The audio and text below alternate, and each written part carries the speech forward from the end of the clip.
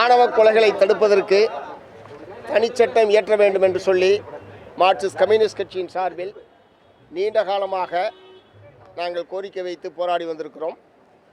2015ஆம் ஆண்டு அப்போதைய Marxist communist கட்சியினுடைய சட்டமன்ற குழு தலைவர் தோழர் சவுந்தரராஜன் அவர்கள் இது சம்பந்தமாக ஒரு தனிநபர் மசோதாவை தமிழ்நாடு சட்டமன்றத்திலே தாக்கல் செய்தார்.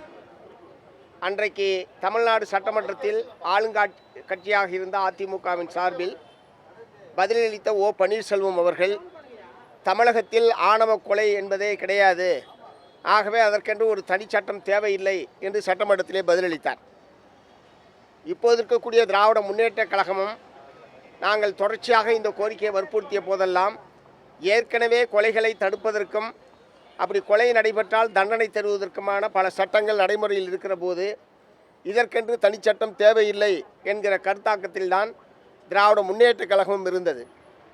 ஆனால் தொடர்ச்சியாக ஆணவ கொலைகள் தமிழகத்தில் நடந்த நிலையில் மார்க்சிஸ்ட் கம்யூனிஸ்ட் கட்சியின் சார்பில் நானும், விடுதலை சிறுத்தைகள் கட்சியினுடைய தலைவர் தோழர் திருமாவளவன் அவர்களும், இந்திய கம்யூனிஸ்ட் கட்சியினுடைய அப்போதைய மாநில செயலாளர் தோழர் முத்தரசன் அவர்களும் 3 பேரும் சேர்ந்தார்போல் மாண்புமிகு முதலமைச்சர் அவர்கள் ஸ்டாலின் அவர்களை நேரடியாக சந்தித்து மற்ற கொலைகளுக்கும் ஆணவ கொலைகளுக்கும் இருக்கக்கூடிய வித்தியாசத்தையும், ஆணவ கொலைகளால் பாதிக்கப்படக்கூடியவர்களுக்கு ஏற்படக்கூடிய சட்ட ரீதியான பாதுகாப்பற்ற நிலைமையையும் நேரடியாக அவரிடம் எடுத்துச் சொல்லியதற்கு பிறகு இந்த ஒரு தனிச்சட்டத்தை இயற்றுவதற்கான ஒரு ஆணையத்தை அமைப்பதாக மாண்புமிகு முதலமைச்சர் அவர்கள் தெரிவித்தார்கள். அதன் அடிப்படையில் நீதிபதி KN பாஷா அவர்களுடைய தலைமையிலே இந்த ஆணையம் அமைக்கப்பட்டிருப்பது என்பது ஒரு வரவேற்கத்தக்க முன்னேற்றகரமான நடவடிக்கை என்பதை நாங்கள் ஏற்கனவே சொல்லியிருக்கிறோம். அந்த அடிப்படையில் இன்றைக்கு ஆணையத்தின் முன்னால் மார்க்சிஸ்ட் கம்யூனிஸ்ட் கட்சியின் சார்பில் இந்த தனிச்சட்டத்தில் இடம்பெற வேண்டிய பல்வேறு அம்சங்கள் சம்பந்தமாகவும் ஏற்கனவே இருக்கக்கூடிய திருமண சட்டங்களில் செய்யப்பட வேண்டிய திருத்தங்கள் சம்பந்தமாகவும் ஒரு விரிவான ஆலோசனைகளை, பரிந்துரைகளை நீதிபதியின் முன்னால் நாங்கள் இன்றைக்கு வழங்கியிருக்கிறோம். குறிப்பாக இந்த ஆணவ கொலைகளால் பாதிக்கப்படக்கூடியவர்களுக்கு அவர்கள் தங்குவதற்கான இடம் கூட இல்லாமல் பல நேரங்களில் எங்களை போன்ற கட்சி அலுவலகங்களில் தான் அவர்கள் தங்கி வைக்கப்படுகிறார்கள். இந்த தாங்கள் விரும்பிய இணையை தேர்வு செய்வதும் திருமணம் செய்வதற்குமான உரிமையை இந்திய அரசியல் சாசனத்தினுடைய பிரிவு 19 வழங்குகிறது. அது ஒரு அடிப்படை உரிமையாக அரசியல் சாசனத்தால் அங்கீகரிக்கப்பட்டிருக்கிறது. ஒரு அடிப்படை உரிமையை அனுபவிப்பதற்கான உரிமையை தடுக்கக்கூடிய வகையிலே தான் இத்தகைய ஆணவ கொலைகள் என்பதால் நடைபெற்று கொண்டிருக்கிறது.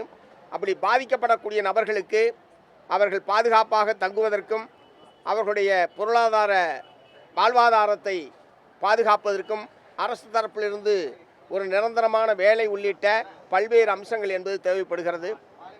அதே போலவே சிறப்பு திருமண சட்டம் 1954 என்பது அதில் இருக்கக்கூடிய பிரிவு 562 மதமாறி திருமணம் செய்யக்கூடியவர்கள் முன்கூட்டியே 30 நாட்களுக்கு முன்பாக நோட்டீஸ் கொடுக்க வேண்டும். அதை ஆட்சேபிக்கக்கூடியவர்கள் இருந்தால் பொதுமக்கள் ஆட்சேபனை தெரிவிக்கலாம் என்று இருப்பது என்பது அரசியல் சாசனத்துடைய பிரிவு 19க்கு விரோதமானது. ஆகவே அந்த பிரிவு 562ஐயும் நீக்க வேண்டும் என்பதை மார்க்சிஸ்ட் கம்யூனிஸ்ட் கட்சியின் சார்பில் நாங்கள் இப்போ கேட்டிருக்கிறோம். ஏன்னா அடிப்படை உரிமைன்னு வந்ததுக்கு பிறகு பொதுமக்கள் ஆட்சேபனை தெரிவிக்கலான்னா அப்போ நிறைய பொதுமக்கள் ஆட்சேபனை தெரிவித்தா விரும்பக்கூடிய இருவரும் திருமணம் செய்து கொள்ள முடியாத ஒரு நிலைமை என்பது ஏற்படும். இந்த மாதிரி பல்வேறு சிறந்த பரிந்துரைகளை நாங்கள் ஆணையத்தின் முன்னால் கொடுத்திருக்கிறோம். நீதிபதி KN பாஷா அவர்கள் மிகச்சிறந்த ஒரு நீதிபதியாக பணியாற்றியவர். ஒரு மிகச்சிறந்த சட்டத்தை அந்த குழு உருவாக்கி தரும் என்கிற மிகப்பெரிய நம்பிக்கை என்பது எங்களுக்கு இருக்கிறது. அந்த சட்டம் வருவதன் மூலமாக ஆணவ கொலையில் ஈடுபடக்கூடியவர்களுக்கு மிகப்பெரிய அச்சத்தை ஏற்படுத்தக்கூடிய வகையிலும் இனிமேல் இத்தகைய செயலில் ஈடுபடக்கூடாது என்கிற நிலைமையை உருவாக்கக்கூடிய வகையில் அந்த சிறப்பான சட்டம் எவ்வளவு விரைவாக முடியுமோ அவ்வளவு விரைவாக வர வேண்டும் என்று மார்க்சிஸ்ட் கம்யூனிஸ்ட் கட்சியின் சார்பில் வற்புறுத்தி கேட்டுக்கிறோம். ரைட், நன்றி.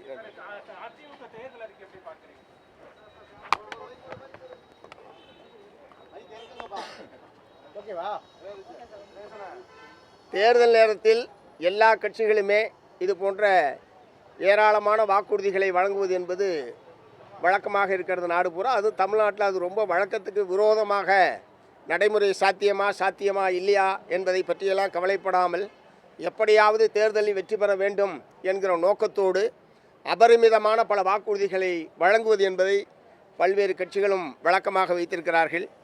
அப்புறம் பலவற்றை நிறைவேற்ற முடியாத நிலைமை என்பது பின்னாடி ஏற்படுகிறது.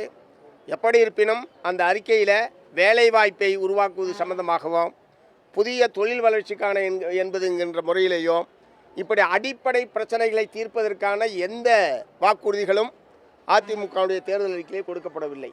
மக்களுக்கு ஃப்ரிட்ஜு கொடுக்குறேன், ஃப்ரிட்ஜில் பழம் வைக்கிறதுக்கு ஏற்பாடு பண்ணுறேன், அடுப்பு வைக்கிறேன், சமைக்கிறேன், இந்த மாதிரியான தன்மையில் தான், அதாவது குறிப்பாக பெண் வாக்காளர்களை ஈர்ப்பதற்கான முறையில் அவர்கள் கூடுதலான கவனம் என்று அதில் செலுத்தியிருக்கிறார்கள். ஒரு நிரந்தரான மக்களுடைய வாழ்க்கையை மேம்படுத்துவதற்கான முறையில் பொருளாதார ரீதியாகவும் சமூக ரீதியாகவும் மக்களை மேம்படுத்தக்கூடிய வகையிலான எந்த ஒரு வாக்குறுதியையும் அதிமுக தேர்தல் அறிக்கையில் என்னால் பார்க்க முடியவில்லை. ஓகே.